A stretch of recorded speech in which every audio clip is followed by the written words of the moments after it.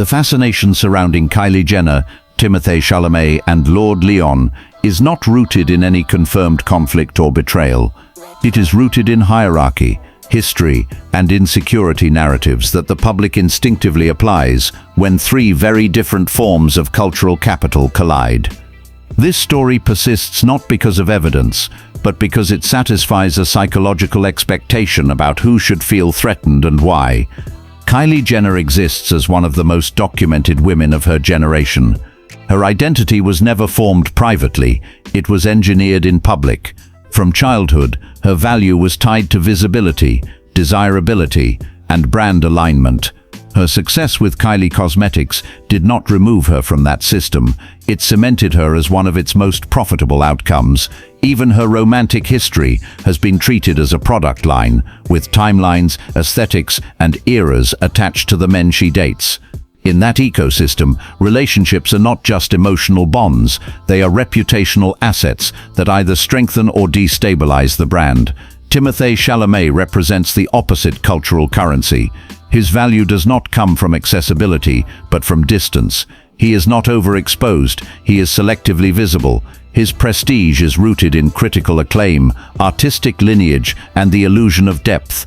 He is marketed as someone who belongs to spaces that resist mass consumption, art house cinema, European fashion houses, intellectual circles. That contrast is precisely what made his relationship with Kylie Jenner explosive. It crossed two worlds that are usually kept separate, industrial celebrity and curated artistry. Lord Leon exists in a third lane entirely. She is adjacent to fame without being consumed by it. As Madonna's daughter, she inherited cultural proximity but has deliberately resisted commercial saturation. Her public image is defined by non-conformity, artistic ambiguity, and detachment from traditional celebrity performance. She does not sell aspiration, she embodies indifference to it.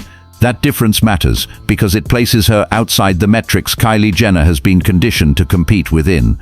The rumor that Kylie is terrified of Lord Leon survives because Lords represent something Kylie cannot manufacture, shared history that predates branding.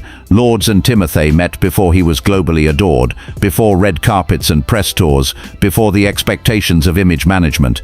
They share a version of each other untouched by scrutiny. That kind of intimacy is not louder than a public relationship, but it is deeper, and depth is what insecurity narratives are built around. The public does not need proof of tension to believe it. All it needs is asymmetry. Lords is not an ex who exists safely in the past. She is a first love who still exists in the present. She is not erased. She is not hostile. She is simply there, and that neutrality is more threatening than drama ever could be. In celebrity logic, unresolved familiarity is more destabilizing than conflict.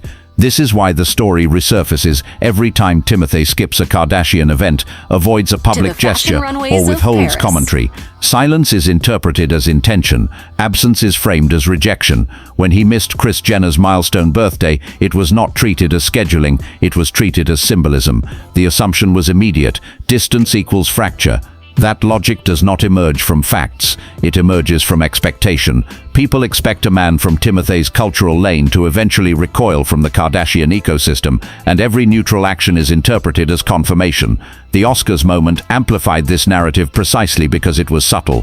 When Timothée and Kylie reportedly left their seats as Lords took the stage, the internet did not need context, it supplied its own. Protection became avoidance, courtesy became fear. Strategy became guilt. The audience projected emotion onto movement because it wanted proof of tension, and movement was enough. The style comparisons that followed are part of the same psychological process. When fans claim Kylie is copying Lords, they are not observing fashion, they are constructing rivalry. Style becomes shorthand for identity theft narratives. The idea that Kylie, whose image has always been adaptive, is now absorbing traits from someone deemed more authentic. That accusation carries moral weight, not aesthetic critique.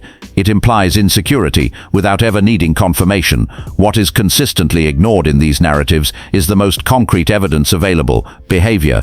Timothée has not distanced himself from Kylie in any meaningful, verifiable way. He has appeared with her publicly, integrated into her family environment, and maintained the relationship well beyond the point where a casual arrangement would collapse under pressure. These are not the actions of someone retreating toward an unresolved past. They are the actions of someone compartmentalizing it. Lord Leon has not participated in the drama. She has not made statements, gestures, or insinuations. Her silence has been respectful, not provocative. That silence is precisely why the rumor machine uses her, because she cannot contradict it without entering it. The less she performs, the more the narrative performs on her behalf. This entire story functions because it exploits a cultural bias, the belief that a woman like Kylie Jenner must feel threatened by a woman like Lord Leon. It assumes insecurity as default. It assumes hierarchy as emotional reality. It assumes that proximity to fame is more fragile than distance from it. None of these assumptions require evidence. They only require familiarity with celebrity storytelling tropes. In reality, what is happening is far less dramatic and far more mundane. Timothée Chalamet has a past. Kylie Jenner is aware of it. Lord Leon exists within it.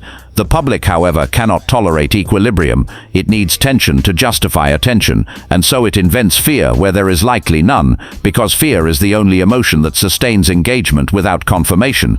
The rumor does not survive because it is true. It survives because it feels narratively correct to an audience trained to expect collapse at the intersection of power, beauty, and history.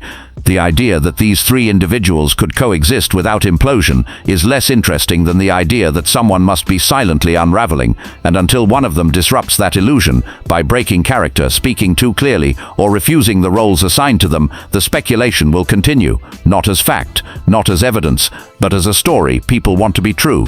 Because in celebrity culture, anxiety is more profitable than stability, and imagined fear is more clickable than confirmed peace.